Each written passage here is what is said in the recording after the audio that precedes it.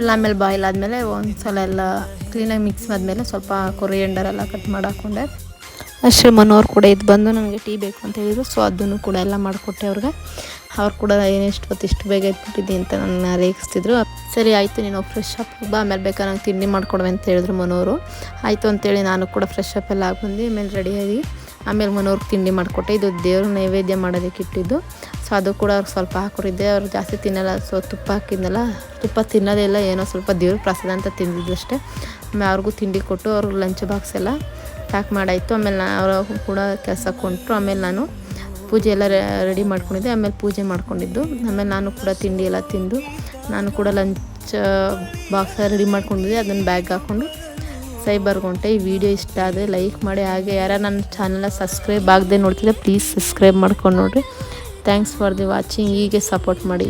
Thank you.